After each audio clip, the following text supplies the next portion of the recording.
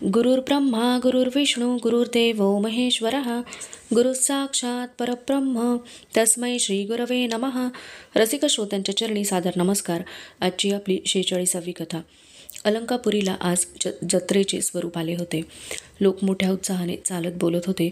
सर्वांच्या चालण्याची दिशा एकच होती आणि ती म्हणजे सिद्धपेठ. सिद्धपेठावर एक मोठा सभामंडप उभा केला होता. अनेक प्रकारच्या रंगीत कापडाच्या पताका तिथे फडकत होत्या. फुलांच्या माळा जागोजागी सोडल्या होत्या. प्रवेशाची कमान फुलांच्या माळांनी सजवलेली होती. फुलांचा सुगंध आसमंतात पसरलेला होता. अनेक भ्रमर गुंजारव करीत होते. फुलातील मकरंद सेवनासाठी जशी भ्रमरांची तिथे गडबड चालू होती तशीच गडबड अलंकापुरीवासियांमध्येही चालू होती. इतकेच नव्हे तर पंचक्रोशीतील तेथे जमलेल्या अनेक लोकांमध्ये ही गडबड दिसत होती. बारीक आवाजात त्यांची चाललेली गुणगुण भ्रमरांच्या गुंजारावाबरोबर स्पर्धा करीत होती. पण भ्रमर फुलातील मकरंद सेवून तृप्त होत होते. तर हे मानवी भ्रमर कोणत्या मकरंदाची अपेक्षा करीत होते बरे? आणि त्या सभामंडपातील जनसमुदायांना उद्देशून व्यासपीठावरून एक आवाहन ऐकू आले. सर्वांचे त्या आवाहनाकडे लक्ष गेले. ते आवाहन काय होते? ज्ञान मकरंदाचे सेवन करण्यास अत्यंत उत्सुक असलेल्या माझ्या मित्रांनो, सहकाऱ्यांनो, श्रोत्यांनो, आपण आपल्या जागी शांत बसून घ्या. आपणा सर्वांच्या विनंतीवरून श्री ज्ञानदेव महाराज आजपासून या ठिकाणी त्यांना प्राप्त झालेल्या ब्रह्मानुभवाच्या अमृताचे वाटप करणार आहेत.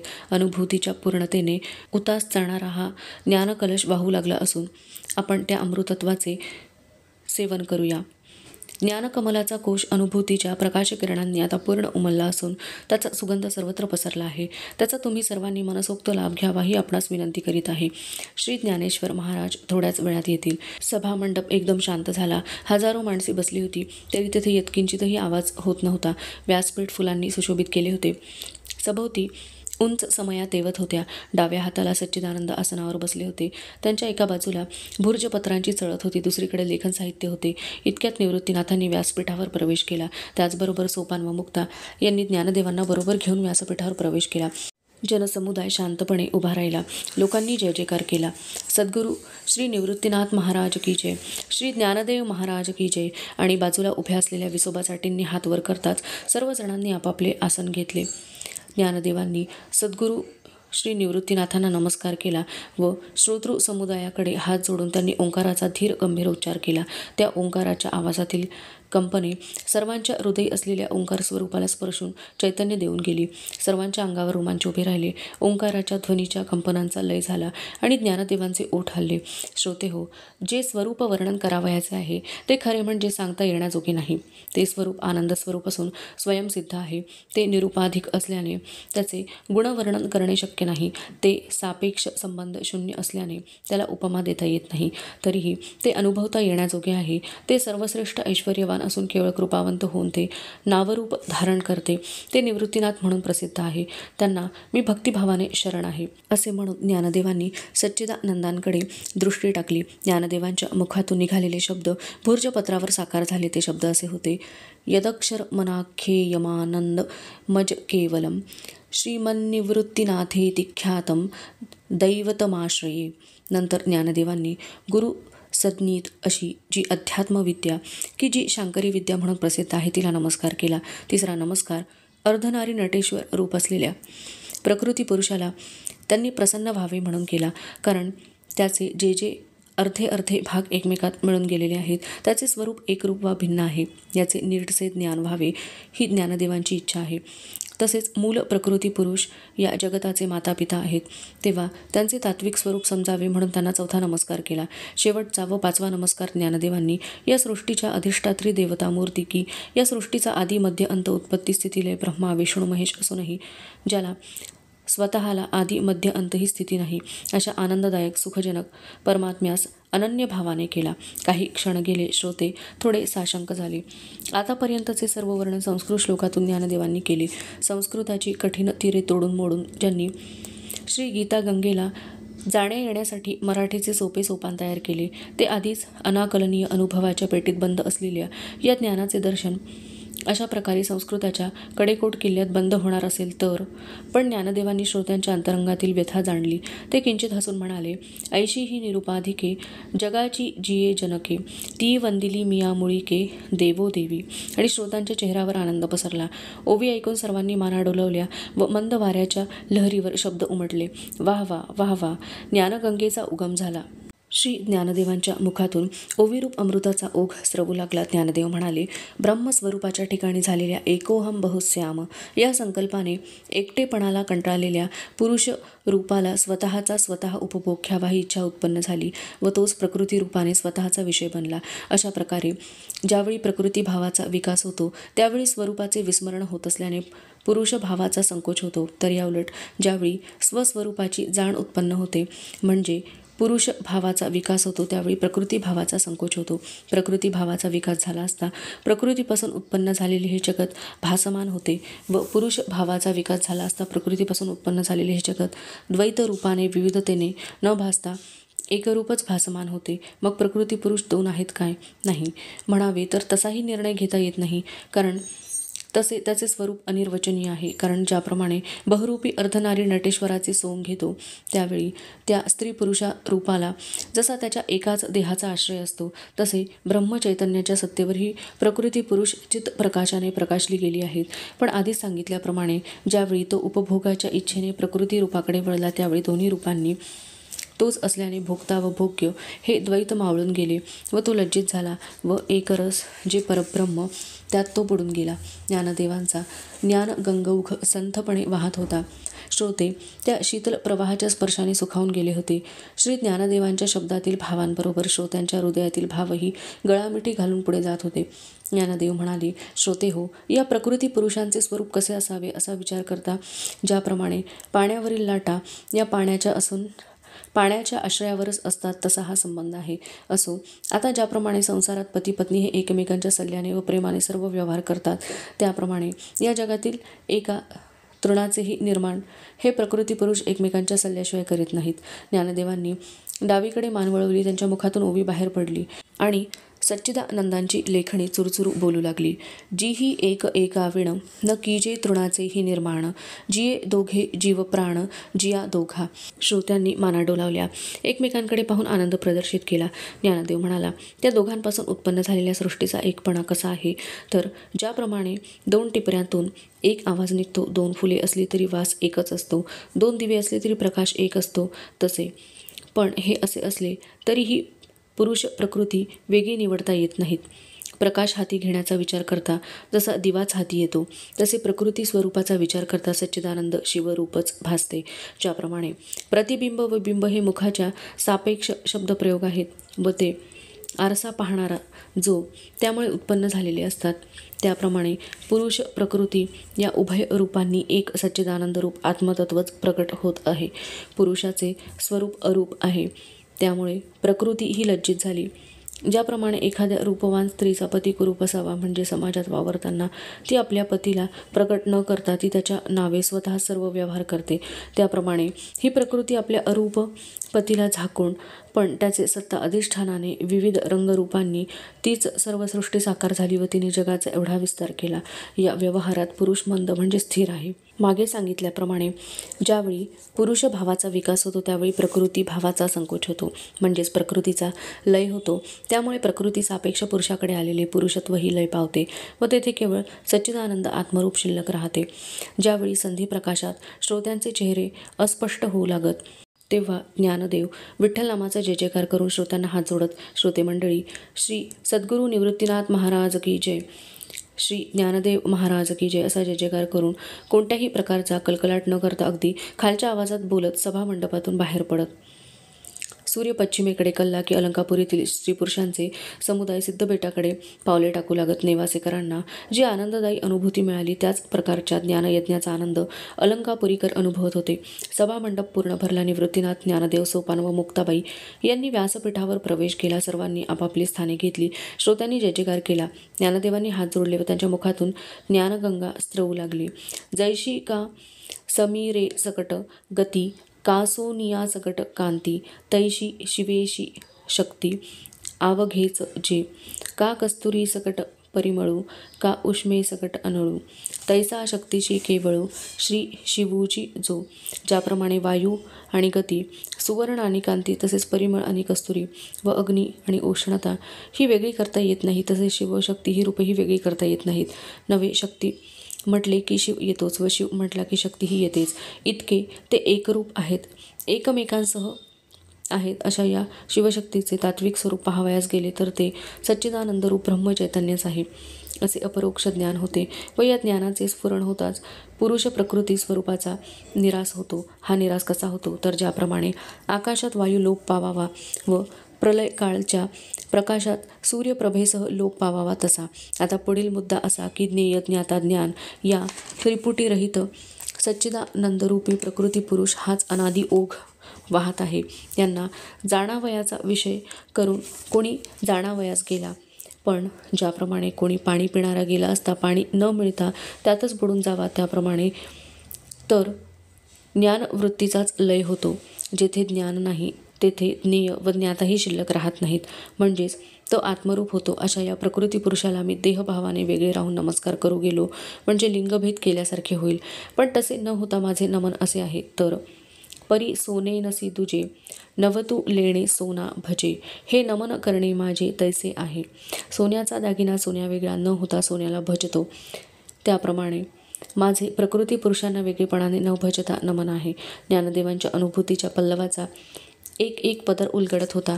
दृष्टांत रूपाने विषय सोपा करण्याचा ज्ञानदेवांचा प्रयत्न चालू होता. विषय तितकाच अवघड होता, तरीही समोरील श्रोते तितकेच अधिकारी असल्याने ज्ञानदेव श्रोत्यांचा कल पाहून पुढे पुढे जात होते. ज्ञानदेव पुढे म्हणाले, श्रोते हो, वाणीने वाणीचे वर्णन केले असता वाचा वाचक असा भेद दिसला तरी खरोखरी तेथे भेद आहे काय? नाही. गंगा सिंधू यांची मिळणी झाली तेथे गंगा ही स्त्री रूप व सिंधू हा पुरुष असा स्त्री पुरुषाचा संघ आहे. तो तसा प्रतीत होतो काय? नाही. कारण गंगा व सिंधू हे दोन्ही पाणीपणाने एकच आहेत. प्रणवात अ उ म या 3 मात्रा असल्या तरी प्रणव एकरूपच असतो. तसे शिवशक्ती या उभयंतांना वेगळे न मानता एकरूप जाणूनच मी नमन केले आहे. केळीची सोपटे काढून टाकली असता आतील आकाश हे महदाकाशाशी एकरूप होते, तसे देहाच्या या पंचकोशात त्याग करून सच्चिदानंद रूप मी आहे असे अभेदत्वाने जाणणे हेच माझे नमन आहे असे सांगून विठ्ठलनामाचा गजर केला व पहिला शिवशक्ती समावेशन हा पहिला अध्याय संपवला. ज्ञानदेवांच्या प्रतिभेचे उच्चस्तरीय अनुभूतीचे दृष्टांतांनी वर्णन करणाऱ्या शैलीचे कौतुक करीत लोक घरोघर परतत होते. कित्येक लोक तर हृदयामध्ये जपून ठेवलेल्या ज्ञानदेवांच्या विधानांवर चिंतन करीत चालले होते. त्यांचे चित्त कुठेतरी हरपले होते, तर शरीर जनसमुदायातून पुढे पुढे ढकलले जात होते. आता अलंकापुरीकरांना एका नव्या प्रकाराने ज्ञानदेवादी भावंडांचा परिचय होत होता. त्यांच्या भव्यतेचा व उंचीचा अंदाज घेण्याचा काही विद्वानांनी प्रयत्न केला असता त्यांनी उपयोगात आणलेली साधने अपुरीच पडत आहेत याची जाणीव त्यांना झाली व त्यांनी तो प्रयत्न सोडून दिला. वसंताच्या आगमनाने अलंकापुरीकरांना उत्साहाचे उधाण आले होते. थंडीमुळे आकसून गेलेले लोक आता सैल अंगाने मिरवू लागले होते. वृक्षांनी नवी पालवी उत्पन्न करून नैसर्गिक पताका फडकावल्या होत्या. आम्रवृक्ष मुहरून आले होते. आकाशात पक्ष्यांचे थवे उडताना दिसत होते. इंद्रायणाची गती संत झाली होती. शेतातील धान्यांची रोपे पिवळी पडू लागली होती. भरपूर पीक आल्याने जनमानसात आनंद होत होता, पण त्याहीपेक्षा ज्ञानदेवांच्या मुखातून स्रवणाऱ्या अमृताचे पान करून प्राप्त होणाऱ्या तृप्तीचा आनंद मोठा होता. लौकिक जीवन हे प्रेयस आहे तर ज्ञानदेव हे श्रेयस सांगत आहेत. लौकिक सुखसमृद्धीने कदाचित चालू जीवन एकच जीवन तेवढे सुखी होईल, पण ज्ञानदेवांच्या ज्ञानामृताने पुढील अनेक जन्म सुखी जातील व अक्षय सुखाचा आनंदाचा लाभ होईल हे अलंकापुरीकर जाणून होते. म्हणून प्रवचनाची वेळ होता सर्व व्यवहार बाजूला ठेवून ते सभामंडपाकडे पावले टाकू लागत. सभामंडप भरला. सर्व आसनस्थ झाले. ज्ञानदेवांनी हात जोडले व सुरुवात केली. श्रोते हो, ब्रह्मविद्येची प्राप्ती सद्गुरू वाचून होत नाही. सद्गुरू हे खरे तर ब्रह्मस्वरूपच असतात, पण शिष्यावर कृपा करण्यासाठी ते सगुण स्वरूप धारण करून मूर्त रूपाला येतात. सद्गुरू व ब्रह्मविद्या यांचे स्वरूप स्पष्ट करायचे झाल्यास अध्यात्म विद्यारूपी सौभाग्यवतीच्या गळ्यातील अहेव तंतूप्रमाणे आहे, मंगळसूत्राप्रमाणे सद्गुरू आहेत. सद्गुरूचे महत्त्व दुसऱ्या प्रकारे सांगता येईल की ज्याप्रमाणे बागेतील झाडांना माळ्याने हर प्रयत्ने करून त्यांची उत्तम जोपासना केली तरी वसंताच्या आगमनाशिवाय ती फुलाफळाला येणार नाही, तसे साधकाने कितीही प्रयत्न केला व उग्र तप करून ब्रह्मविद्येची प्राप्ती करून घेण्याचा प्रयत्न केला तरी सद्गुरू कृपारूपी वसंताचे आगमन झाल्याशिवाय त्याला ब्रह्मविद्यारूपी अमृतफळाची प्राप्ती होणार नाही. ज्ञानदेवांनी हात वर केला आणि ते ओवी बोलू लागले. आता उपायव नवसंतू जो आज्ञेचा अहेवतंतू अमूर्तची परिमूर्तू कारुण्याचा. श्रोत्यांच्या मुखातून धन्योद्गार निघाले. सर्वांनी माना डोलावल्या. ज्ञानदेवांनी तोच धागा हाती धरला व पुढे बोलू लागले. जीव हा देहाशी तादात्म्य पावलेला असतो. भेदशून्य स्वात्मभावावरून त्याची नजर घसरल्यामुळे त्याला या जगताचा भास होऊ लागतो, पण ज्यावेळी जीव आत्मप्राप्तीचा प्रयत्न करू लागतो, तेव्हा जशी नदीची धाव समुद्रापाशी थांबते त्याप्रमाणे जीव साधक सद्गुरूपाशी आल्यावर स्थिर होतो. अमावस्येला 12 वाटा विखुरलेल्या कला जशा पौर्णिमेला एकवटतात, तशी जगताच्या विविधतेने 12 वाटा विखुरलेली साधकाची दृष्टी सद्गुरू कृपा होताच स्वात्मभावाच्या पौर्णिमेला एकवट होते व ब्रह्मप्राप्तीच्या पूर्ण बोधाचा पूर्ण चंद्र प्रकाशतो. अशा प्रकारे सद्गुरू कृपा होऊन साधक शिष्य हा ब्रह्मरूप होऊन गुरुपदाला येतो. अर्थात शिष्याचे शिष्यपण मावळते, लय पावते व त्या संदर्भात असलेले सद्गुरूचे गुरुपणही लय पावते. पण श्रोते हो, तसे हे माझे सद्गुरू निवृत्तीनाथ नाहीत, हे आपण ध्यानी घ्यावे. दुसरे असेही पहा की कोणा जीवदशेने गुरफटलेल्या शिष्याला उपदेशून सद्गुरूला सद्गुरूपण लाभलेले असते. वास्तविक पाहता चैतन्याला आत्मरूपाला जीवदशा ही कालत्रयी स्पर्शिलेली नसते. अशा मिथ्या जीवदशेचा निराश करून ते सद्गुरू दैववान झालेले असतात, म्हणजे सद्गुरू पदाला चढलेले असतात. पण तसे माझे सद्गुरू निवृत्तीनाथ नव्हेत, हे शिष्य संबंधावाचून सद्गुरू आहेत. लघुत्वाचेनी मुदले बैसला गुरुत्वाचे सेले, नासुनी नाथिले सदैव जो, मायारूपी नदीत जीव बुडत आहे या मासा माया. म्हणजे जी मुळात नाही ती माया, म्हणजे मायारूपी नदी म्हणजे जे जळ नाही तेथे जीव बुडत आहे व श्रेष्ठ सद्गुरू त्या शिष्याला त्या माया नदीतून तरुण नेत आहेत. आता गुरु म्हणजे श्रेष्ठ, म्हणजे घनवट, जड गुरु म्हणजे सर्वांपेक्षा मोठे. वास्तविक पाण्यातून तरुण जाण्यास हलकी पाण्यावर तरंगणारी वस्तू पाहिजे, पण सद्गुरू हे गुरु असून मायारूपी जलातून काढण्यासाठी हलके झालेले आहेत. ज्ञानदेव सद्गुरूचे महत्त्व नाना प्रकाराने लोकांना समजावून सांगत होते. अशा प्रकारे त्या सर्वश्रेष्ठ सद्गुरूला वंदन करण्यास गेले असता ज्ञानदेवांना कशी अडचण निर्माण झालेली आहे याचे वर्णन करताना ज्ञानदेव म्हणतात, श्रोते हो, सद्गुरूवर प्रेम करणाऱ्या जीवात्म्याचा सद्गुरू जीव घेतात. शिष्य सद्गुरूला ते वंद्य म्हणून वंदन करावयास गेला तर सद्गुरू वंद्यत्वाने पुढे येत नाहीत, त्यामुळे वंदन ही क्रिया घडत नाही व त्या कारणाने वंदन करणारा शिष्यही तेथे राहत नाही. तसेच सेवक या नात्याने सद्गुरूंची सेवा करून गेल्यास ते शिष्याला सेवकही होऊ देत नाहीत व सेवक सापेक्ष स्वामीपणही ते स्वतःला चिटकावून घेत नाहीत, कारण सद्गुरू कृपेने शिष्याला आत्मबोध होतो. अज्ञानाने उत्पन्न झालेला द्वैतभाव नाहीसा झालेला असतो. शिष्य सद्गुरू पदाला पोहोचतो, त्यामुळे गुरुशिष्य संबंधाचा लय होऊन दोघेही सच्चिदानंदरूप आत्मतत्व होतात. अशा प्रकारे वंदन, वंदिता व वंद्य या त्रिपुटीरूपी द्वैताची भाषा नाहीशी करून अभेद भावाने स्वात्मभावाने असणाऱ्या सद्गुरूस मी वंदन केले. किंबहुना या भाषा द्वैताचा जेथे उपखा, फेडून या स्वसखा श्री गुरु वंदिला. ज्ञानदेव स्वतःला प्राप्त झालेल्या अनुभवामृताचे प्रकटीकरण करीत होते.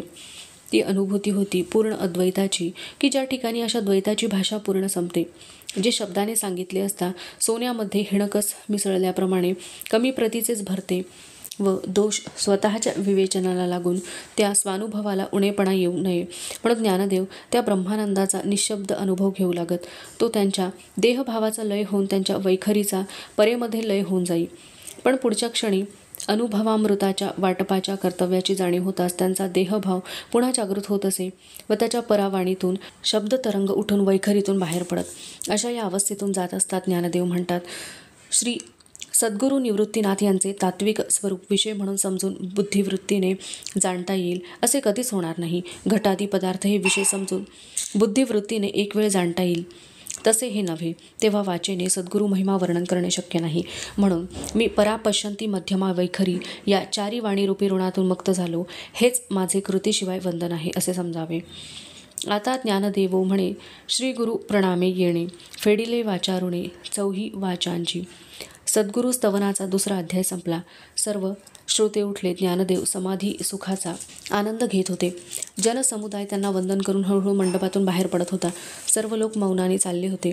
जे पाहिले, जे ऐकले ते शब्दात सापडण्यासारखे नव्हते, तर ते केवळ पाहून अनुभवण्याजोगेच होते. ती अनुभूतीच्या आनंदाची धुंदी जनता जनार्दनाच्या ठिकाणी दुसऱ्या दिवसापर्यंत होती. कालच्याच अनुभूतीच्या आनंदात जनता जनार्दनांनी सभामंडपात प्रवेश केला. व्यासपीठावर सद्गुरू निवृत्तीनाथ, ज्ञानदेव, सोपान व मुक्ता या सर्वांनी आपापली स्थाने घेतली. सभामंडपातून श्री सद्गुरू निवृत्तीनाथ महाराज की जय, ज्ञानदेव महाराज की जय असा जय जयकार झाला. क्षणार्धात सभामंडप शांत झाला आणि ज्ञानदेवांनी ओंकाराचा उच्चार करून विठ्ठल नामाचा गजर केला. थोड्या वेळाने त्यांनी बोलण्यास सुरुवात केली. ते म्हणाले, ययाचेनी बोभाटे आत्मयाची झोप लोटे पूर्ण तरी ऋण न फिटे जे चेणेची नीदकी.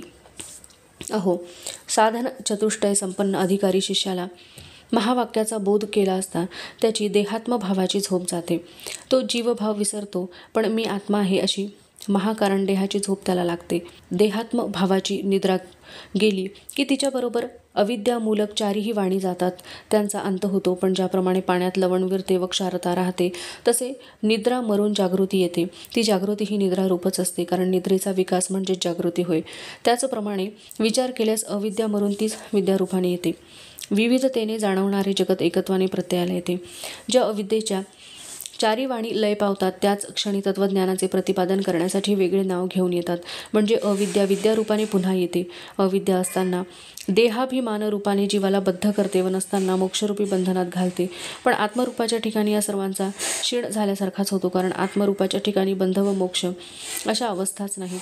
अविद्या रजतम अवसत्व या गुणांनी आत्म्याच्या नित्यमुक्त अवस्थेला झाकते व तीच विद्यारूपाने आली की आत्म्याच्या नित्यमुक्त भावास स्पष्ट करते. तेव्हा ब्रह्मरूपी बंध मोक्ष नाहीत, पण अविद्या मरून दोघांनाही नावारूपाला आणते. श्रोते हो, एक नवल ऐका. ज्ञानानेही जीवाला बंधन पडते. हे मी म्हणत नाही, तर शिव यांनी शिवसूत्रात, तर हरी म्हणजे भगवंतांनी श्रीगीतेत म्हटले आहे.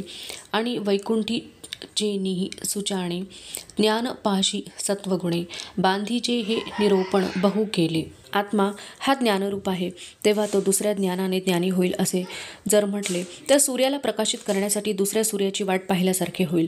आत्मा नित्य निधर्म ज्ञानरूप असूनही सच्चिदानंद शुद्ध बुद्ध जो आत्मा तो मी आहे अशा ज्ञानवृत्तीने जर तो स्वतःच्या स्वरूपाविषयी निश्चय करीत असेल तर नित्य धर्मरूप आत्म्यास या ज्ञानवृत्तीचे बंधनच आहे असे समजले पाहिजे. जसे पाणी वाहून गेले तरी ओल राहते, पाण्यात कापूर विरघळून गेला तरी सुवास राहतो, तसे म्हणून ज्ञानात्मक चारीही वाणींचा निराश केला पाहिजे. म्हणजे अज्ञानमूलक देहभावाचा निराश करण्याकरता अहम ब्रह्मास्मी या ज्ञानवृत्तीचा आश्रय करून ज्ञान प्राप्त होताच त्याचाही निराश करावयाचा. म्हणून परापश्यंती मध्यमाहन भारती या निस्तारिल्या लागती ज्ञानी अज्ञानीची. आज अनुभवामृताचा 3रा अध्याय संपला. बाहेर ग्रीष्माचे चटके बसू लागले होते. शुष्कतेने जमिनीला तडे जात होते. पृथ्वी देवीचे वस्त्र आता जुनाट व चिरल्यासारखे दिसत होते. उष्ण वाऱ्याने शरीराची लाही लाही होत होती.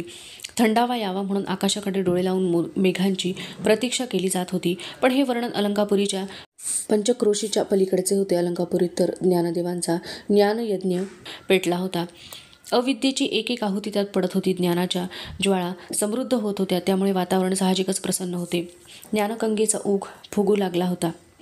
ज्ञानामृताच्या नित्य सिंचनाने सगळीकडे सुखद गारवा पसरलेला होता. सर्वांचा अंतरकोश शांत व थंड स्पर्शाचा अनुभव घेत होता. मनोरूपी बगीचे तत्त्वज्ञानाच्या फुलाफळांनी भरून आले होते, त्यामुळे सगळीकडे समाधानाचा आनंद पसरलेला होता. ना कशाची प्रतीक्षा ना अपेक्षा होती. सूर्याच्या परिभ्रमणाप्रमाणे अलंकापुरवासियांचेही जीवन नियमबद्ध झालेले होते. आज 4थ्या अध्यायाची सुरुवात होणार होती. ज्ञानदेव आता पुढे काय सांगणार आहेत याकडे सगळ्यांचे लक्ष लागलेले होते. सभामंडप भरला. सर्वांनी आपापली स्थाने घेतली. ज्ञानदेवांचे आगमन होताच सभामंडपात जय जयकार झाला. ज्ञानदेवांनी बोलायला सुरुवात केली. भेदशून्य आत्मस्वरूपाच्या अज्ञानाने सर्व भौतिक प्रपंच भासत आहे.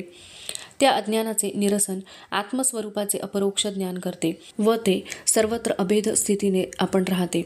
आता अज्ञानाचे मारे ज्ञान अभेदे वावरे निद साधुनी जागरे नांदीजे जेवी. तर हे कसे घडते? तर ज्याप्रमाणे अग्नी कापूर जाळून स्वतः नाहीसा होतो, त्याप्रमाणे अज्ञानादी सर्व प्रपंचाचा निराश केल्याशिवाय निराश्रित झालेल्या आत्मज्ञानरूपी वृत्तीचा लय होऊ लागतो. पण जाता जाता जसा तेल संपल्यामुळे दिवा मोठा होऊन विझून जातो, तसे त्या वृत्तीचा विकास होतो व लगेच लयाला जाते. पाण्यात तरंग व आकाशात वीज उत्पन्न होते व लगेच लयाला जाते, तसे आत्मज्ञान हे अनादी सर्व प्रपंचाचा निराश आपण स्वतः करून नाहीसे होईपर्यंत वाढते व ज्ञानावस्था सहज झाली की लय पावते. जसे निद्रेतून जागृतीत आल्यावर जागृती निद्रा नाहीशी करते. थोडा वेळ जागृतीचे भान राहते, पण जागृत होऊन खूप वेळ गेल्यावर जागृतीचेही भान जाते. ज्याप्रमाणे चंद्राच्या देहावर शुक्ल पक्षात कला चढत जातात व पौर्णिमेला तो पूर्ण होतो व कृष्ण पक्षात एक एक कला कमी होत जातात व अमावस्येला सर्व कला नाहीशा होतात, पण त्यामुळे मूळ चंद्र आहे तसाच राहतो, ना तो प्रगट असतो ना तो नाहीसा होतो. त्याप्रमाणे ब्रह्म हे इतर कोणत्याही ज्ञानवृत्तीने प्रकाशले जात नाही की कोणत्याही अज्ञानाने झाकले जात नाही, तर ते केवळ ज्ञान मात्रच आहे. अर्थात ब्रह्मरूपी आपण ज्ञानमात्र आहोत हेही भान नसते तर ते कसे? ज्याप्रमाणे सूर्यप्रकाशी कालत्री अंधार नाही, मग अंधार सापेक्ष होणारी प्रकाशाची कल्पना तरी सूर्यप्रकाशात आहे काय? तर नाही. जैसे तेज जे आहे ते अंधारे कीर नव्हे, मा तेज तरी होय तेजासी काही. वाह वा वाह वा, फारच सुरेख, अतिउत्तम असे उद्गार सभामंडपातून उठले.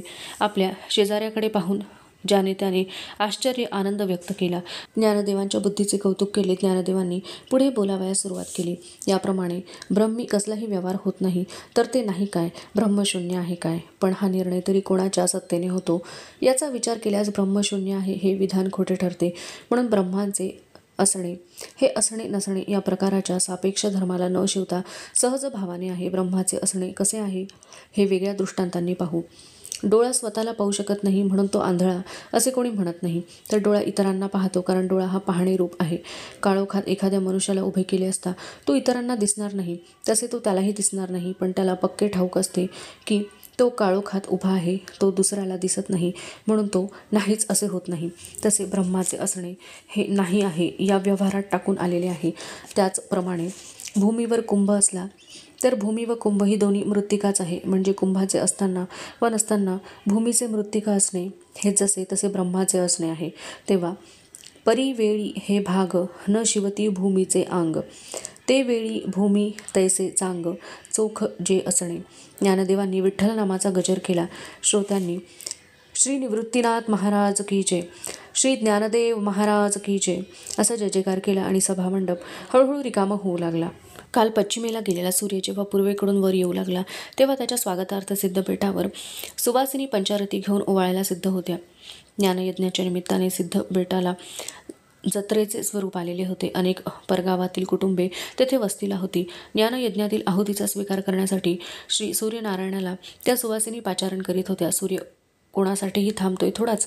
कर्तव्य कर्माच्या आहुती पडता पडता सूर्य मध्यान्नीला आला व ढवळला सुद्धा. सभामंडप श्रोत्यांनी पूर्ण भरला. ज्ञानदेवादी चारही भावंडांचे व्यासपीठावर आगमन झाले. जय जयकाराचा घोष झाला. ज्ञानदेव बोलू लागले. सच्चिदानंद पद हे 3 पदांचे 3 गुणांचे एकत्रीकरण आहे. सत चित आनंद या 3 पदांच्या विरुद्ध पदे म्हणजे असत जड दुःख. सत चित आनंद ही 3 पदे त्याविरुद्ध पदांच्या सापेक्ष अर्थाने ब्रह्मी लागू केली गेली आहेत. वास्तविक पाहता असत जड व दुःख हे विकार ब्रह्मी कधीही नाहीत. या पदांचा तेथे आत्यंतिक अभाव आहे, तर तत्सापेक्ष असलेल्या या सतचित आनंद पदांचाही ब्रह्मी अभाव आहे असे सिद्ध होते व शेवटी एकरस ब्रह्म केवळ शिल्लक राहते. विषाचा मारकपणा हा दुसऱ्याच्या बाबतीत आहे, विषाच्या बाबतीत त्याच्या मारकपणाचा निषेध आहे. तसे ब्रह्माच्या ठिकाणी असलेली 3ही गुण दुसऱ्याला सापेक्ष आहेत एवढेच ध्यानात ठेवावे. सत्ता प्रकाश सुख या तिही उणे लेख, जैसे विषपणेची विखा नाही. कापराच्या ठिकाणी मऊपणा उजळपणा व सुगंध हे 3 गुण आहेत. मलिनपणा कठीणपणा व दुर्गंध या विरुद्धच्या गुणांचा कापराच्या ठिकाणी अत्यंत अभाव आहे आणि म्हणून कापराच्या ठिकाणी विरुद्ध गुणांच्या सापेक्ष असलेले उजळपणा मऊपणा व सुगंध हे गुणही तेथे लय पावतात. ज्याप्रमाणे शरीराला अवयव असतात व स्वगत भेद उत्पन्न होतो, तसा कदाचित सत चित आनंद या पदत्रयाने ब्रह्माच्या ठिकाणी स्वगत भेद असल्याचे वाटत असेल तर तसे नाही. म्हणजे सत म्हणजेच चित व चित म्हणजेच आनंद होय व अशा प्रकारे ब्रह्म हे केवळ आनंद रूप आहे. शुक्ल पक्षातील कलेकलेने वाढणाऱ्या चंद्रावर वेगवेगळ्या कलांचे भाग दिसत नाहीत, तर तो एक परिपूर्ण चंद्र दिसतो. तसे ब्रह्माच्या ठिकाणी असते जड दुःख याचा निराश करून त्याला श्रुतीने वेदाने सच्चित आनंद आहे असे म्हटले आहे असे सिद्ध होते.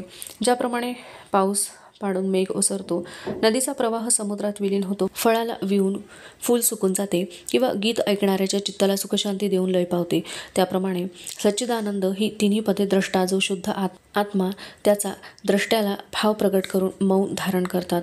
सत्ता ही 3ही काळी सत असते, तिला असतचा स्पर्शही होत नाही.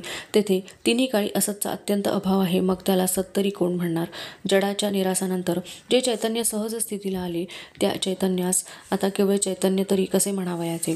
त्याचप्रमाणे ब्रह्मस्वरूपात दुःख नाही, मग दुःख सापेक्ष सुखाची कल्पना नाही, मग सुख या शब्दाने काय मोजावयाचे?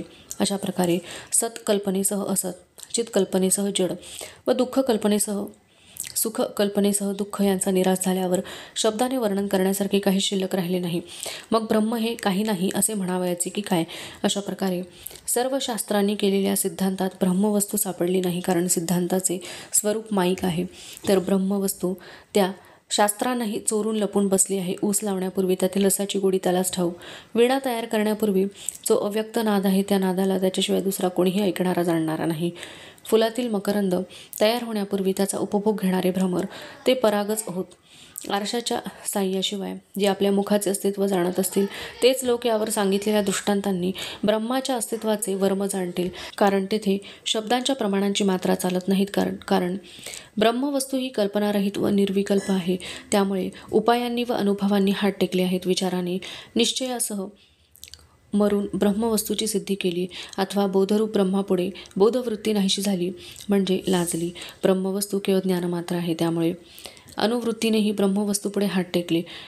अभ्रकाच्या तुकड्याचे पापुत्रे काढीत गेल्यास वा केळीची सोलीत गेल्यास त्याचे अंगच शिल्लक राहत नाहीत. जेथे परावाणी नाहीशी होते तेथे नादाची रेषा उमटत नाही. मग ओठांनी बोलावे कसे? म्हणून बंधमोक्षाचे जे निमित्त ज्ञानाज्ञान ते गेले म्हणजे ज्ञानाज्ञान धर्माचा ब्रह्मी अभाव आहे असे सिद्ध होते. म्हणून शब्दाने निरूपण करण्यासारखे काही राहिले तरी आहे का? शब्द हा हरवलेल्या वस्तूची आठवण करून देतो. अशी स्मारकपणाची कीर्ती जरी जगात सांगत असला तरी त्याच्या चांगुलपणाची मर्यादाही तितकीच आहे. येतुली याही परवते चांगावे नाही शब्दाते, जरी स्मारकपणे कीर्तिते मिरवी हा जगी. ज्ञानदेवांनी सर्वांना हात जोडले. सच्चिदानंदांनी लेखणी खाली ठेवली. ज्ञानदेवादी भावंडांचा जय जयकार झाला आणि 5व्या अध्यायाची समाप्ती झाली. सभामंडप हळूहळू रिकामा होऊ लागला. काय हो, आता पुढे काय? आज कशाचे प्रतिपादन होणार आहे? काही कल्पना नाही. विषय गहन आहे. प्राकृतात निरूपण आहे म्हणून भाषा समजते, पण अर्थ लक्षात येणार नाही. ही अनुभूतीची भाषा आहे. खरं आहे, साखर गोड म्हणून कितीही उपमा अलंकारांनी सांगण्याचा प्रयत्न केला तरी प्रत्यक्ष अनुभवाशिवाय तिची गोडी कशी कळणार? हो, हे मात्र खरं. गंगेत पोहण्याचा आनंद घेता आला नाही तरी निदान काठावर बसून अंग तरी ओले करून घेता येईल हेही नसे थोडके.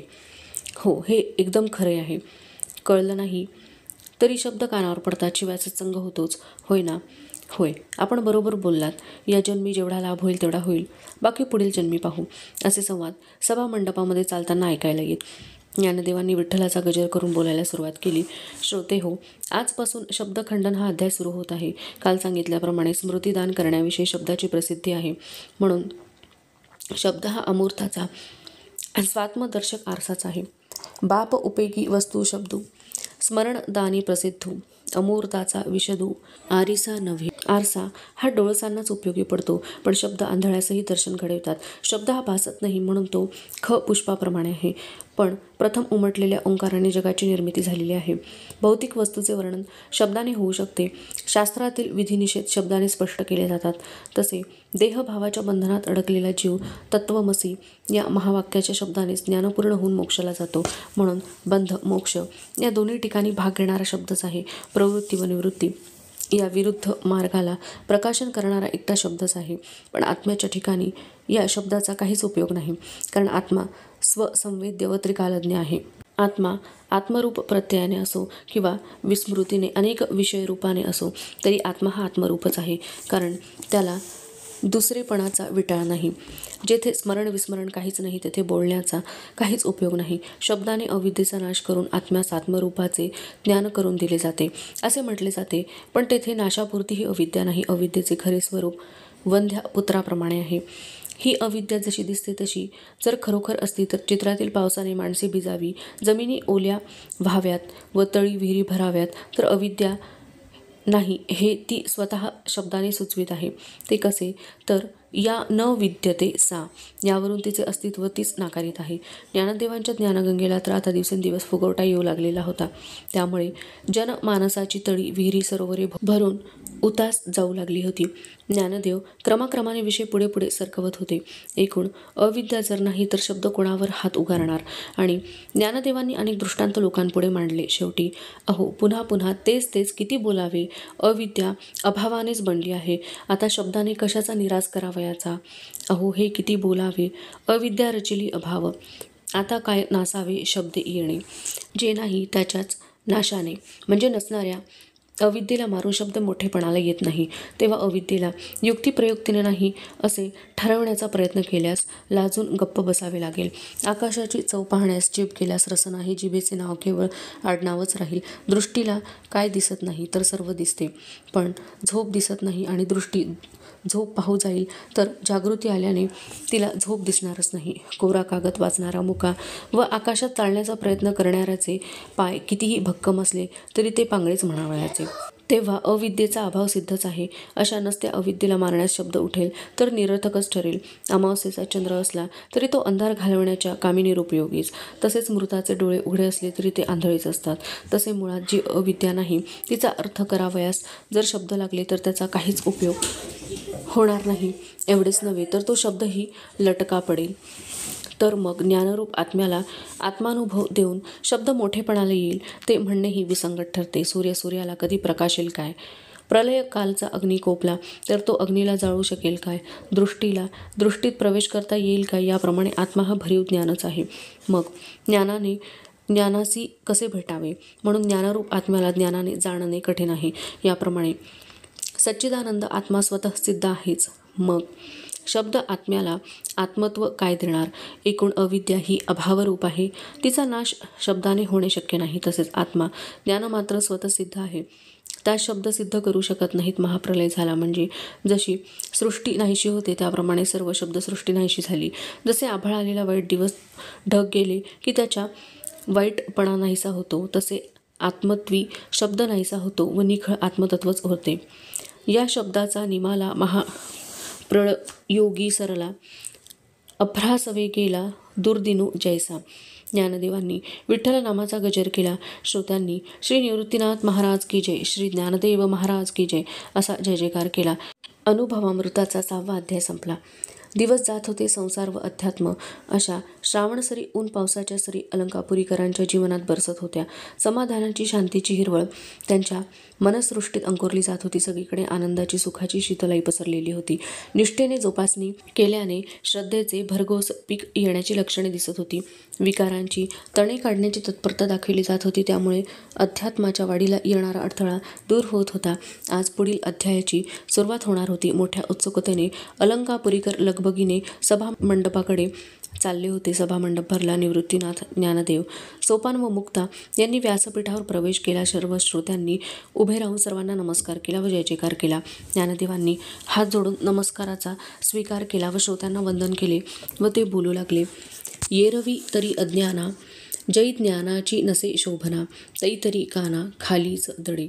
श्रोते हो, सहज विचार करून पाहिले तर विशेष आत्मज्ञानात अज्ञान तर नाहीच, पण विशेष आत्मज्ञान होण्यापूर्वी अज्ञान शब्द श्रवणात येण्या इतकेही अज्ञान ही वस्तू नाही. चंद्राच्या प्रकाशात जसे मृगजळ भासत नाही तसे आत्मज्ञानात अज्ञान वेगळेपणाने भासणार नाही. मागील अध्यायात कथन केल्याप्रमाणे अविद्या मरूनच विद्यारूपाने येते. तसे अज्ञान व ज्ञान ही जणू जुळी भावंडे आहेत. तेव्हा अज्ञान लपते तेव्हा ज्ञान प्रगट होते व जेव्हा ज्ञान लपते तेव्हा अज्ञान प्रगट होते. पण आपला विषय आहे की अज्ञान खरे आहे काय? तर जर अज्ञानाने ज्ञानरूप आत्म्याला झाकून टाकले तर तेथे अज्ञाना वाचून अन्य काहीच शिल्लक राहणार नाही. मग बीजरूप अज्ञानास कोणी जाणावे? अज्ञानाने अज्ञानास जाणले हे विरोध दर्शविणारे विधान होईल. याउलट जर ज्ञानाला आवृत करणाऱ्या अज्ञानाला ज्ञान जाणते असे म्हटले तर अज्ञानाचा मूढ बनविण्याचा गुण येथे प्रत्ययास येत नाही. म्हणजे अज्ञानाने ज्ञानाला आवृत केले असे सिद्ध होत नाही. तसेच ज्ञानाच्या योगाने जर अज्ञान प्रगट झाले गेले तरीही त्याला अज्ञान म्हणता येणार नाही. झोप लागली म्हणावी तर जागृतीची सर्व चिन्हे दिसत आहेत वा घरात अंधार आहे असे म्हणावे तर घरातील वस्तू दिसण्यात कोणती अडचण नाही. मग ती झोपही होऊ शकत नाही व त्याला अंधारही म्हणता येणार नाही. तसे ज्ञानी अज्ञानही म्हणता येणार नाही. श्रोत्यांनी माना डोलावल्या.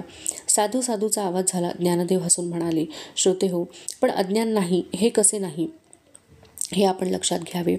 जसे शुष्क काष्ठ अग्निरूप धारण करते तेव्हा ते अग्नी होते. ओढ्याचे पाणी गंगेला मिळताच गंगारूप होते.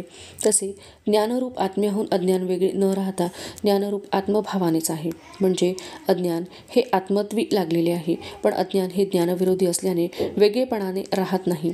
लवणाची मासोळी जरी होय जिव्हाळी, परी जळी ना वेगळी न जिये जेवी. समजा मिठाची जिवंत मासोळी असेल तर ती पाण्या वाचून जगू शकणार नाही, पण पाण्यात पडताच ती विरघळून जाईल. तसे ज्ञानरूप आत्म्याच्या आश्रयाने अज्ञानाला राहता येत नाही, तसे त्याला निराळीही राहता येणार नाही. अज्ञान हे प्रमाणांनीही सिद्ध करता येत नाही. जे अज्ञान कोणाचे कार्य होत नाही, कोणाचे कारण होत नाही वा दिसतही नाही, ते अज्ञान मी अज्ञान आहे असे सांगण्यास भीते पुढे येत नाही. आत्मा हा ज्ञानमात्र आहे, म्हणून तो आपल्या ज्ञानमात्रतेच्या विशेष जाणीव वृत्तीस देखील आश्रय देत नाही. अशा या निधर्म आत्मरूपाच्या ठिकाणी अज्ञानाचा संबंध कसा येईल? याप्रमाणे अज्ञान कसे आहे हे पाहावे. असे वेड कोठून अंगात शिरले आहे? अज्ञान अस्तित्वातच नाही, म्हणून ते पाहिले अथवा न पाहिले तरी सारखेच. असो, इतर कोणी शंका घेण्यापूर्वी आपणच अज्ञानाविषयी एक वेगळा विचार करू. समजा आपण दुसरीकडे पाहतो तसे स्वतःकडेही पाहतो, कारण आम्ही पाहणारे आहोत. पण जर आम्ही दुसरीकडे पाहू शकत नसू तर आम्ही स्वतःकडेही पाहू शकणार नाही, म्हणजे आम्ही आंधळे असू. पण ज्ञानरूप आत्मत्व स्वतःकडेही पाहत नाही व दुसरीकडेही पाहत नाही, कारण आत्मत्वी दुसरेपणाचे भानच नाही, तसे त्याचे आत्मभानही नाही. अशी ही ज्ञानमात्र आत्मवस्तू दृश्य जगदाकाराने मात्र विस्तारली व दृश्य जगताला पाहणारा द्रष्टाही आपणच जाहली. आणि त्यामुळे जरी अज्ञान प्रत्यक्ष दिसत नसले तरी दृश्य जगताच्या उदयावरून त्याच्या गुणांच्या बुडाशी अज्ञान आहे, याला अनुमान प्रमाण आहे. अरण्यात झाडाच्या बुडाशी पाहू गेले असता तेथे जमीन कोरडी दिसते, पण पाने मात्र हिरवीगार दिसतात. त्या मुळे पाणी घेतात हे सिद्ध होते. तसे दृश्य जगतावरून ब्रह्मी अज्ञान आहे हे निश्चित होते. जागे झाल्यावर निद्रा जाते. झोपी गेलेल्याला निद्रा ठाऊक नाही, पण स्वप्न पडते तेव्हा त्यास स्मरते. पण निद्रेशिवाय स्वप्न नाही, म्हणून स्वप्नावरून निद्रा अनुमान होते. अनेक नामरूपाने विकास पावलेले आहे. अशा चित्प्रकाशाला अज्ञान म्हणणे म्हणजे सूर्याला अंधार म्हटल्यासारखे आहे. अग्नीचे कार्य पाण्याकडून होईल व 16 कलांना पूर्ण चंद्र अमावस्या आणेल, तर हे जगत अज्ञान कार्य म्हणणे योग्य होईल. ज्ञानदेव वेगवेगळे दृष्टांत देत होते. विषयांचे स्पष्टीकरण होत होते. विषय अवघड आहे, अनुभूतीचा होता तर तो तर्कात कल्पनेत कसा येईल? दृष्टांतावरून विषय समजल्यासारखा वाटतो, तितक्याच सफाईने सुटून जातो, असे चालले होते. ज्ञानदेव पुढे म्हणाले, अज्ञान ही वस्तू नाही, म्हणून त्याला काही होणे नाही.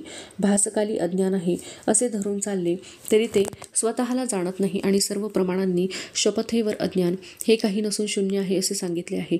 आत्मा सजातीय, विजातीय व स्वगत भेद शून्य आहे, म्हणून सच्चिदानंदरूप आत्मवस्तूच्या ठिकाणी दुसरे काहीच नसल्याने तो कोणाला न पाहता आपल्याच ठिकाणी नित्य अपरोक्ष पाहणे रूप आहे. वेदाने कोणाचे वर्णन केले नाही, पण त्याने आत्मवस्तूबद्दल काही सिद्ध केले नाही.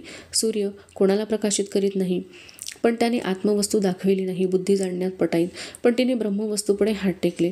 अहंकाराचा पगडा मुंगीपासून ब्रह्मदेवापर्यंत आहे, पण त्यालाही ब्रह्मवस्तूला आकळता आली नाही. यावरून स्थूल सूक्ष्मात्मक व्यष्टी समष्टी जगत ज्या अज्ञानात नाहीसे होते, त्या अज्ञानालाही खाऊन ज्याचे पोट भरले आहे, असे सच्चिदानंदरूप नित्य परिपूर्ण परब्रह्म कोणास कसे अनुभवास येईल? हे परब्रह्म आपण आपलाच विषय होत नाही, असे ते निरुपाधिक तत्व दुसऱ्याला तरी कसे विषय होईल? तर होत नाही. ज्याने सावलीची उंची मोजून त्याप्रमाणे उडी मारून तिला पार करण्याचा प्रयत्न केल्यास ते शक्य होईल काय? नाही, कारण सावली तशीच पुढे जाईल.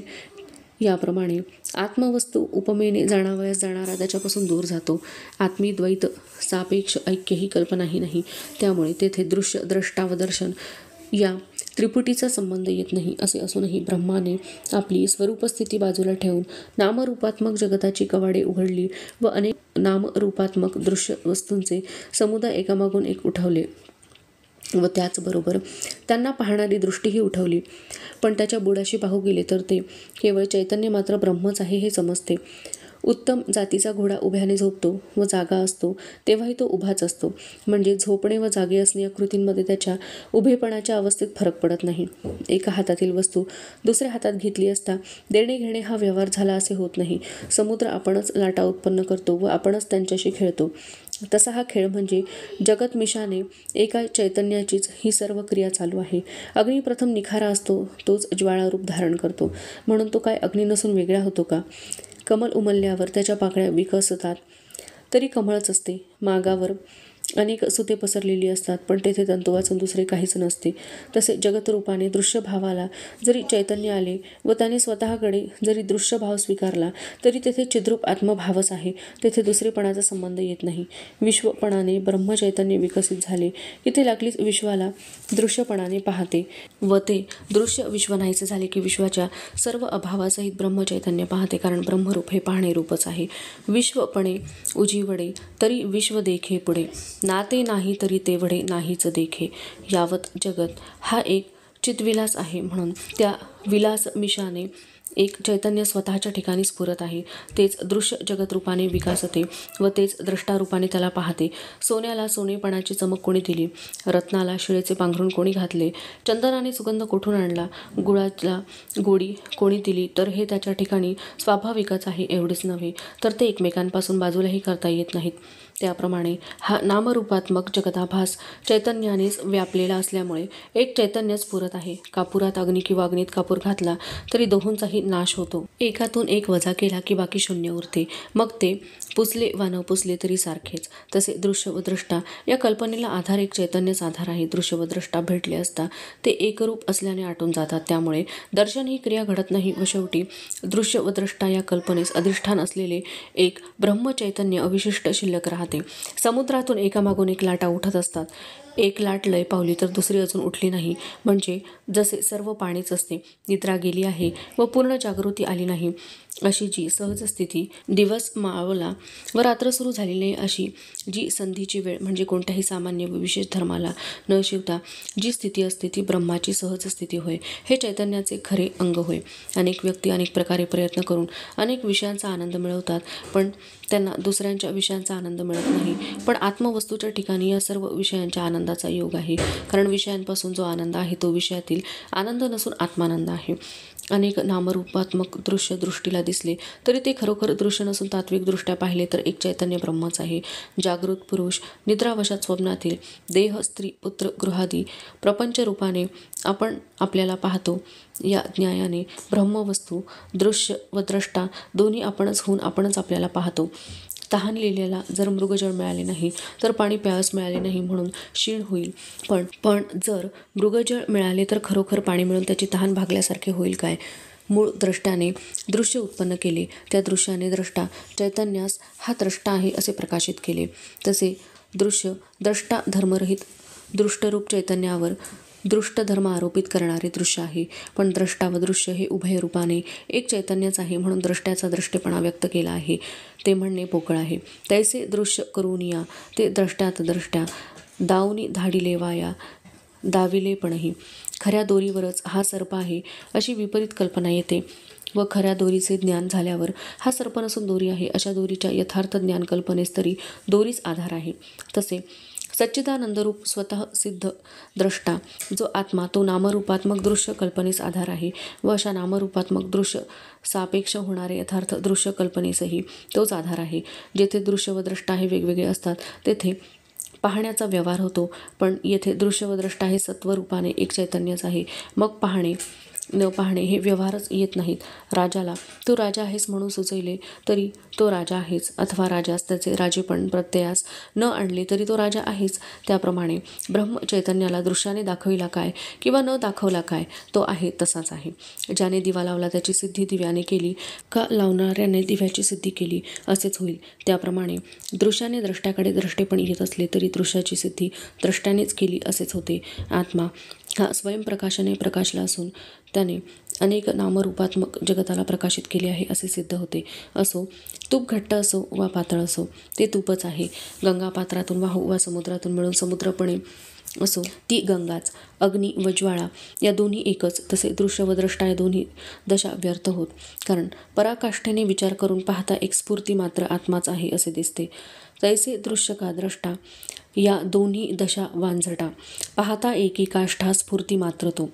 ज्ञानदेवांच्या अनुभवामृताचा मेघ एवढा प्रचंड व सातत्याने वर्षाव करीत होता की त्यामध्ये बुडून गेलेल्या श्रोतांना ज्याप्रमाणे प्रलयकालच्या वर्षावाने सर्वत्र जलमयच दिसू लागते, त्याप्रमाणे त्यांच्या ठिकाणी असलेले भेदात्मक सृष्टीचे ज्ञान हळूहळू मावळून जाऊन अभेद स्वरूप परमेश्वर सर्वत्र प्रत्ययाला येऊ लागला होता.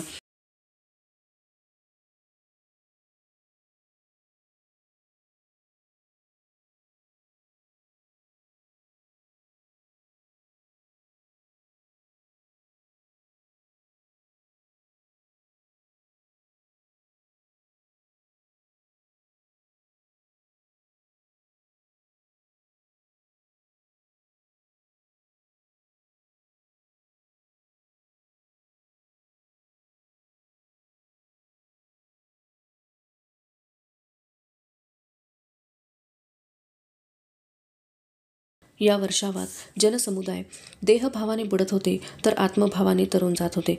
असो, ज्ञानदेव पुढे म्हणाले, श्रोते हो, दृश्य व द्रष्टा यांच्या ऐक्याचे स्वरूप कसे आहे हे समजून घ्यावायचं असेल तर जणू लाटा पाण्यात घातल्या, सोन्याचे सोने पांघरले, गुळगुळाने माखला, अग्नी ज्वाळांनी गुंडाळला, याने काय फरक पडला. तसे नित्य स्फुरद्रूप असल्याने दृश्याच्या मिशाने आपल्याला पाहणे हे न पाहण्यासारखेच आहे. आत्मत्वी शब्दाला प्रवेश नाही, कारण आत्मत्व हा ज्ञानाला विषय होऊ शकत नाही. आत्मा अनेक नामरूपात्मक दृश्यभावाने जरी विकसित झाला अथवा दृश्यभावाचा संकोच करून आपल्या निर्गुण रूपाने राहिला तरी त्याचा एकपणा कमी होत नाही, त्याचा तोच राहतो. याप्रमाणे आत्मा हा कोणत्या तरी व्यक्त वा अव्यक्त भूमिकेवर सहजपणे असला तरी तो आपल्या सच्चिदानंद स्वरूपास मुकत नाही. एकूण नामरूपात्मक जगत भावाने विकसित होण्यात चैतन्याच्या भेदशून्य स्थितीला काहीच अंतराय होत नाही, असा हा अनुपम्य चिद्विलास आहे. अशा या चैतन्याला जर अज्ञान म्हणाले तर न्यायाची पायमल्ली झाली असे समजावे. ज्या ज्ञानाच्या योगाने सर्व जगत प्रकाशले आहे त्या ज्ञानाला अज्ञानवादी जर अज्ञान म्हणेल तर त्याचे म्हणणे आम्ही असे मानू, देवीची सोन्याची सुंदर मूर्ती तयार केली की तिला कालिका म्हणावे, पायाळूच्या डोळ्यात अंजन घातले असता त्याची दृष्टी दिव्य होऊन त्याला भूमिगत द्रव्याचा ठेवा दिसू लागतो, त्या अंजनाला काजळ म्हणावे. हा सर्व जगतविलास केवळ ज्ञानरूप चिद्विलास आहे. यास जर कोणी अज्ञान म्हणेल तर त्याचा शब्दार्थ अपूर्व नाही काय. अपूर्व ज्ञानाक्षरी वसता अज्ञानाची थोरी, शब्दार्थाची उजरी अपूर्व नव्हे की. लाखाच्या पेटीत अग्नी ठेवला तर तो कोंडला न जाता त्या पेटीलाच आतून बाहेरून व्यापून टाकेल. काजळापासून मोती उत्पन्न होतील किंवा राखोडी फुंकून दिवा लागेल तर अज्ञानाचा धर्म ज्ञान होईल. तसे अज्ञानापासून ज्ञान उत्पन्न होणे शक्य नाही, किंवा उलट ज्ञानापासून अज्ञान झाले असा जरी विचार करू गेले तरी ज्ञानापुढे अज्ञान लय पावते. मग ज्ञान हे एकटेच राहते, अज्ञान राहत नाही. तर एकूण प्रकाश जगत व प्रकाशक चैतन्य हे एकच आहेत, यात अन्यथा नाही. म्हणून अज्ञानाचे अस्तित्व कोणत्याही प्रकारे सिद्ध होत नाही. विचाराने पाहू गेले तर अज्ञान व्यर्थ आहे असेच ठरते. सूर्य जरी रात्ररूपी घरात गेला तरी त्याच्यापुढे काळोख येणार नाही. झोपेला जर पदरात बांधावयास लागले तर जागृतीचे स्फुरणही हाताला लागावयाचे नाही. असा टळटळीत जागृतीच्या भानाखेरीज जागा राहील. तसे विचारांनी आत्मत्वी अज्ञान पाहावयास गेले तर अज्ञान व तत्सापेक्ष ज्ञान या कल्पना नाहीशा होऊन केवळ स्फुरद्रूप आत्माच असतो. का नीद खोळे भरिता जाणनेही न ये हाता, येकलिया टळटळीता ठाके जे जेवी. 7वा अध्याय संपला. ज्ञानदेवांनी विठ्ठल नामाचा गजर केला व हात जोडले. श्रोत्यांनी श्री निवृत्तीनाथ महाराज की जय, श्री ज्ञानदेव महाराज की जय जय जयकार केला व सभामंडप हळूहळू रिकामा होऊ लागला. शेकडो माणसे होती पण शब्द एक होता, विठ्ठल विठ्ठल. शेकडो पावले पडत होती पण ताल एक होता, विठ्ठल विठ्ठल. शेकडो श्वासोच्छ्वास चालू होते पण लय एक होती, विठ्ठल विठ्ठल. शेकडो मने होती पण चिंतन एक होते, विठ्ठल विठ्ठल. शेकडो देह होते पण चैतन्य एक होते, विठ्ठल विठ्ठल. नवरात्र संपले होते. शिलंगणाचे सोने लुटले जात होते. देहभावांच्या सीमा ओलांडून अलंकापुरीकर आत्मैक्याचे प्रतीक म्हणून एकमेकांना आपट्याचे पाणी देऊन हृदयाला हृदय भिडवीत भेट घेत होते. 2 सागरांची भेट झाल्यावर जसे त्याचे पाणी आकाशात उसळी घेते तसे 2 हृदयांच्या भेटीने आनंदाला उधाण येऊन त्याच्या नेत्रातून ते पाणी पाझरू लागले होते. आज 8व्या अध्यायाची सुरुवात होती. अज्ञानाची सीमा ओलांडून आता ज्ञानाच्या प्रांतात प्रवेश होत होता. सभामंडप भरला, व्यासपीठही भरले. श्रोतृ समाजाने जय जयकार केला. ज्ञानदेवादी भावंडांनी प्रतिनमस्कार करून त्याचा स्वीकार केला. ज्ञानदेवांच्या मुखातून ज्ञानगंगेचा ओघ सुरू झाला. ते म्हणाले, श्रोते हो, अशा या ज्ञान अज्ञान वृत्ती शून्य नित्य ज्ञानरूप स्वात्म भावाच्या ठिकाणी गुरु श्री निवृत्तीदेवाने आमची स्थापना केली. म्हणजे सहज नित्य निधर्म स्वतःसिद्ध ज्ञानरूप स्वात्मभावाचा आम्हास प्रत्यय आणून दिला. तैसे आमुचेनी नावे अज्ञानाचे ज्ञानही नव्हे, आम्हालागी गुरुदेवे आम्हीच केलो. असा या ज्ञान अज्ञान वृत्तीशून्य नित्य ज्ञानरूप आत्मभाव कसा आहे हे पाहावयास गेले की पाहण्याची क्रिया लज्जित होते.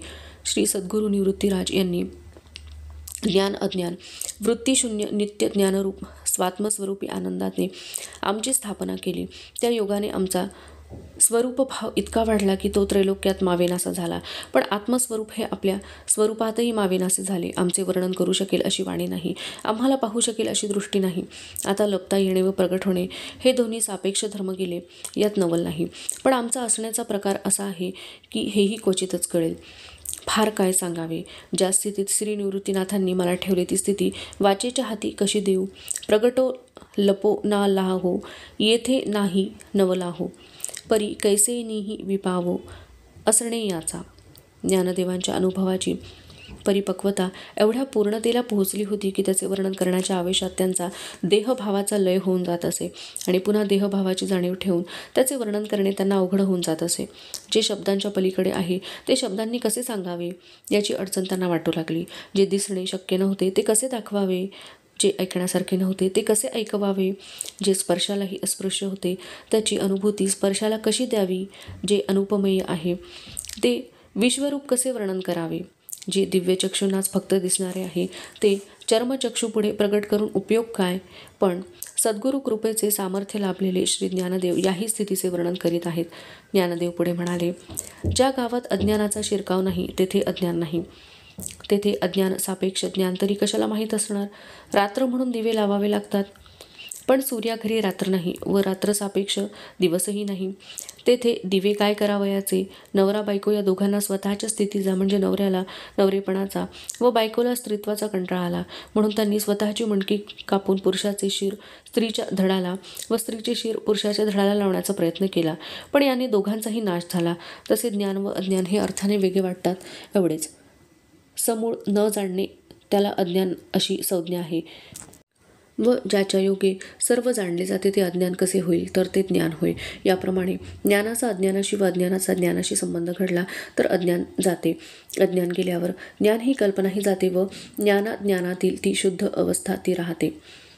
ज्या ज्ञानावर ज्ञानाची कल्पना येते व अज्ञानाचीही कल्पना होते, म्हणजे ज्ञानातीत जे मूळ चैतन्यरूप ज्ञान यावर ज्ञानाची व अज्ञानाची कल्पना होते. जे शुद्ध ज्ञानरूप चैतन्य तेथे ज्ञान व अज्ञान नाही. याप्रमाणे मी ब्रह्म आहे असा ज्ञानरूपी दिवस व मी देह आहे अशी अज्ञानरूपी रात्र या दोही नाहीसे करून असा हा ज्ञानरूपी सूर्य ज्ञानरूपी आकाशात उगवला.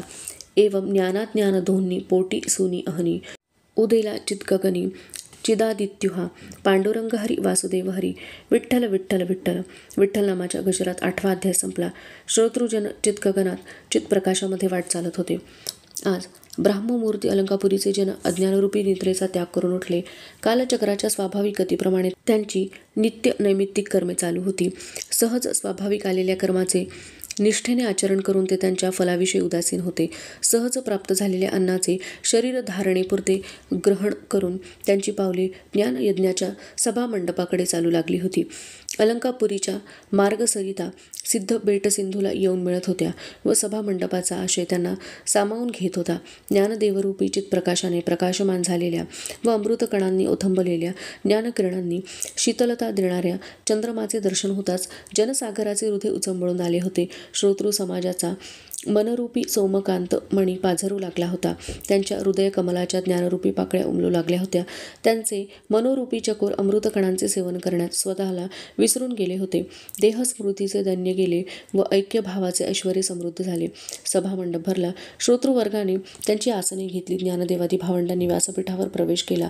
सर्वांनी सद्गुरू निवृत्तीनाथ व ज्ञानदेवांचा जय जयकार केला. नंतर ज्ञानदेवांनी विठ्ठल नामाचा गजर करून पुढील अध्यायाला सुरुवात केली. आता आमोद सुनास झाले, श्रुतीस श्रवण रिघाले, आरिसे उठिले लोचनेसी. आता सुगंध हेच नाक होऊन आपला भोग आपण घेत आहे, किंवा शब्द हाच श्रवण होऊन आपला भोग आपण घेत आहे, किंवा आरसाच डोळा बनून आपल्यातच आपल्याला पाहून सुखी होत आहे. पंखा वायू एक झाले, मस्तकच चाफा झाले, जिव्हा रसरूप झाली, भ्रमर फुले झाली. तसे सच्चिदानंदरूप परब्रह्माच्या विकासात म्हणजे ब्रह्माच्या दृढ अपरोक्ष ज्ञानात भोग्य, भोक्ता व भोग आणि दृश्य, द्रष्टा व दर्शन इत्यादी सर्व त्रिपुट्या नाहीशा होऊन सबराभरीत एक चिदैक्य भाव राहिला. शेवंतीच्या अनेक पाकळ्या उमलल्या तरी शेवंतीच्या फुलांचा शेवंतीपणा कायम राहतो. त्याप्रमाणे नव्या नव्या अनुभवाचा जरी संबंध आला तरी अक्रिय जे ब्रह्म त्याच्या ठिकाणी या नव्या नव्या अनुभवाचे ज्ञान नसते. कारण हे सर्व अनुभव जरी इंद्रियास कळले तरी तत्ववेत्याचे अंतःकरण या सर्व ठिकाणी एक ब्रह्मवस्तूच पाहते. हातांनी कापरा स्पर्श केला, डोळ्यांनी त्याचे रूप पाहिले किंवा जिव्हेने त्याची चव पाहिली तरी कापराचे अस्तित्व परिमळाशिवाय नाही, कारण कापूर परिमळ रूपच आहे. असे अनेक विषयांच्या रूपाने जरी इंद्रियांना भोग घडला तरी ज्ञानी पुरुषाला एका चैतन्याचाच सर्व विषयांच्या ठिकाणी अनुभव येत असतो. तरी परिमळा परवते मिरविणे नाही कापुराते, तैसे बहुता परिस्फुरते तेची स्फुरे. चंद्रावर चांदणं पडलं व समुद्रात पर्जन्यवृष्टी झाली तरी भेद संबंध नाही, त्याप्रमाणे विषय व इंद्रियांचा संबंध घडला तरी आत्मरूपी भेद प्रत्यय नसतो. म्हणून ज्ञानाच्या देहाकडून जरी असंख्य कर्मे झाली तरी त्याचा अक्रिय असंग स्वात्मभाव काही बिघडत नाही.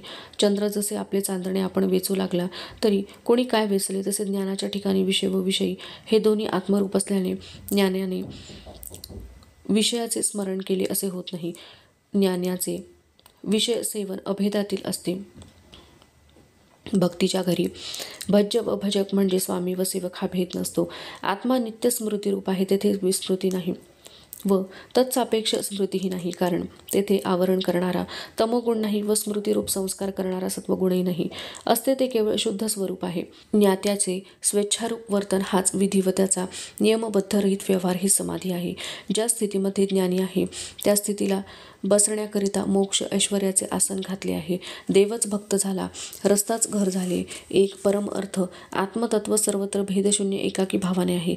म्हणून ज्ञानाला सर्व विश्व हे एकांत आहे. एक चैतन्यच देवभक्त या रूपाने असल्यामुळे देवाचे उपचार हे सर्व ज्ञानी भक्तास एका चैतन्य वाचून दुसरे काही नाहीत. याप्रमाणे ज्ञानी भक्ताला देव व देवास अर्पण करावयाचे सर्व उपचार हे ज्या दृष्टीने चैतन्यच आहे त्या दृष्टीने पाहिले असता देवाचे भजन पूजन वस्तूंचे अर्पण देवच करीत आहे असे ठरेल.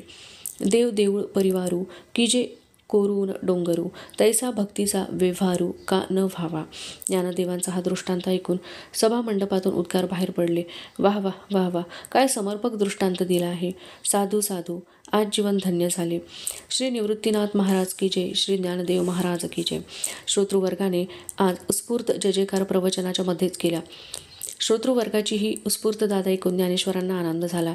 ते पुढे म्हणाले, एकाच खडकातून शाळुंका शिव मार्कंडेय यम पार्षद गण देऊळ असा देव देऊळ व देवाचा परिवार आहे. हे एकमेकांपासून जरी वेगवेगळे वाटले तरी सर्वांच्या ठिकाणी डोंगरातील खडक एकत्वाने आहे. अशा प्रकारे या भक्तीचा व्यवहार एकत्वात का होणार नाही.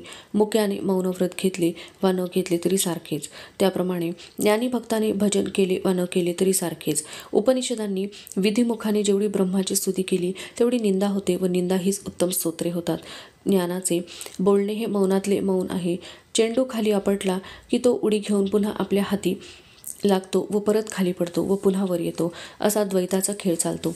पण चेंडू आपण खाली पडला व आपण वर आला व आपल्यालाच लागून पुन्हा खाली पडून वर आला, असा जर चेंडू स्वतःच खेळताना दिसेल तर ज्ञात्याची एकत्वातील क्रीडा कळेल व ती सांगता येईल. हरिहर हे मूळचे एकाच अंगाचे आहेत, म्हणजे एक चैतन्य रूप आहे. पण नामरूपात जो वेगळेपणा भासला होता तोही येथे सहज उपासनारूप परब्रह्माच्या अभेद भावात अडला. अहो, अर्ध नारी नटेश्वर एकमेकास गिळावयास लागले असता एकदम दोन्ही नाहीशी झाली. येथे वाचक हे भाव जाऊन परवाणी लीन झाली व अभेद भावाने असणारे एक चैतन्य मात्र अवशेष राहिले. शिवरूपी समर्थ सद्गुरू, या आनंदभूमीवर आम्ही एकट्यानेच द्यावे घ्यावे अशी कृपा तुम्ही केली. हे कल्याण रूप समर्थ श्री गुरुराया, तुम्ही मला अपरिमित आनंदरूप अभेद ब्रह्माचा स्वात्मत्वे करून अनुभव दिलात. येथे एकाकी आनंदानंदाचे ग्रहण एकाकी अभेदानंदानेच करावयाचे व एकाकी अभेदानंदाने एकाकी अभेदानंदास एकाकी अभेदानंद द्यावयाचा. दातारा फार काय सांगावे. शिष्याच्या ठिकाणचा अहम इदम वृत्तीरूप संसार निज बोध दानाने नाहीसा करून त्या संतोषाने तुम्ही त्याचे आप्त होता, कारण आप्तास तो यथार्थ वक्ता असे शास्त्रवचन आहे. किंबहुना ये दातारा, मी तू याचा संसारा, वेचुनी होसी सोयरा तेणेची दोषे. विठ्ठल नामाचा गजर झाला व जीवनमुक्त दशाकथनाचा 9वा अध्याय समाप्त झाला. लोकांमध्ये कुजबूज सुरू झाली. उद्यापासून ज्ञानयज्ञ समाप्त झाला की काय. या ज्ञानोपासनेने संसार पाशाचे बंधन ढिले पडले होते ते आता पुन्हा आळवले जाणार की काय. अहो, बुद्धीची क्षमता नसल्याने हे ज्ञान कोठे वाचावयास मिळाले नाही. भोग सरले नाहीत म्हणून कोणी गुरु भेटत नाही. भेटला तरी संसारात गळ्यापर्यंत बुडलेले आम्हाला बाहेर कोण काढणार. आळशाच्या अंगणी गंगा यावी तसे झाले होते. ती गंगाच आमच्यावरून वाहून गेली म्हणून थोडे तरी पुण्य पदरात पडले. ज्ञानदेवांना शरण जावे व उपासना मार्ग विचारावा. ज्ञानदेवादी भावंडे निघून गेली होती. रिकाम्या व्यासपीठावर उभे राहून विसोबा बोलत होते. श्रोतृ समाजाला नम्र अभिवादन करून मी आपणा सांगू इच्छितो की या ज्ञानयज्ञाचा अनुभवामृताचा शेवटचा अध्याय उद्यापासून सुरू होणार आहे. तेव्हा आपण उदयिक पुन्हा वेळेवर यावे. सर्वांना आनंद झाला. सर्वांनी जय जयकार केला. विठ्ठल नामाच्या गजरात सभामंडप हळूहळू रिकामा होऊ लागला. आज होळी पौर्णिमा होती. या होळीमध्ये काय आहुती टाकावयाच्या असतात. अलंकापुरीकरांनी या होळीमध्ये देहभावाची आहुती टाकावयाचे ठरवले होते. काम, क्रोध हे षड्रिपू जे मानवी जीवनाची होळी करतात त्यांचीच आहुती आज होळीत अर्पण करणार होते आणि त्याप्रमाणे सर्व अलंकापुरीकरांनी केले. त्यामुळे होळीच्या ज्वाळातून प्रथम दुर्गंधीयुक्त धूम उठला व थोड्याच वेळात तो धूम नाहीसा होऊन होळीतून तेजस्वी प्रकाशाच्या ज्वाळा दिसू लागल्या. त्या प्रकाशाने अलंकापुरीकरांचे देह चैतन्यमय व प्रकाशमय दिसू लागले. मग सर्वांनी होळीमध्ये चतुर्विध अन्नाचा नैवेद्य दाखवून तोही त्या होळीत अर्पण केला. त्यामुळे यज्ञदेवता संतुष्ट झाली व तिने सर्वांना इष्ट आशीर्वाद दिले. सूर्याने मध्यान्नीच्या कड्यावरून पश्चिमेला शरीर झुकवले आणि अलंकापुरीकरांनी सिद्धपेठाकडे पावले टाकाव्यास सुरुवात केली. सभामंडप पूर्ण भरला. थोड्याच वेळात निवृत्तीनाथ ज्ञानदेव सोपान व मग त्यांनी व्यासपीठावर प्रवेश केला. श्री निवृत्तीनाथ महाराज की जय. श्री ज्ञानदेव महाराज की जय. श्रोत्यांनी जय जयकार केला. ज्ञानदेवांनी हात जोडून सद्गुरूंना नमस्कार केला व श्रोत्यांकडे वळून श्रोत्यांना नमस्कार करून विठ्ठल नामाचा गजर केला. पांडुरंग हरी वासुदेव हरी विठ्ठल विठ्ठल विठ्ठल. परिगा निवृत्ती राया हातातळी सुखविले तुया. परी निवांतची मिया भोगावे की ते. अहो सद्गुरू निवृत्तीराज, तुम्ही माझ्या स्वात्म प्रत्ययरूपी हातावर दिलेल्या स्वात्म सुखाचा मी निश्चलपणे भोग घेऊ नये की काय. पण हे ब्रह्मसुख जगाला उपयोग व्हावा म्हणून मी हे जगापुढे मांडत आहे. पण प्रभो, हे माझे सामर्थ्य नसून तुमचेच आहे. श्रोते हो, ईश्वराने सूर्याला प्रकाश दिला तो काय त्याच्या स्वतःसाठी दिला, तो त्याने जगाला दिला. ईश्वराने चंद्राला दिलेले अमृत त्याने जगाला वाटले. मेघ संपन्न झाला पण त्याने वर्षाव करून जगाची तहान भागवली.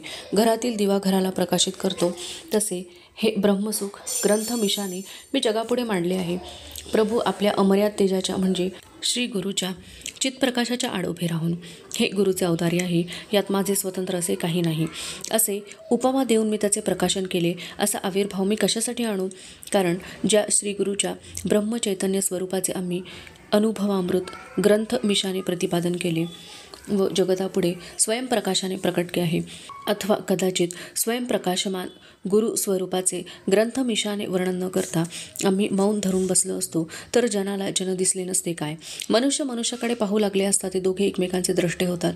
तेथे दृश्य नसते म्हणून दृश्य द्रष्टृत्व संबंध वाचून चित्प्रकाश फक्त तेथे सहज सिद्ध आहे.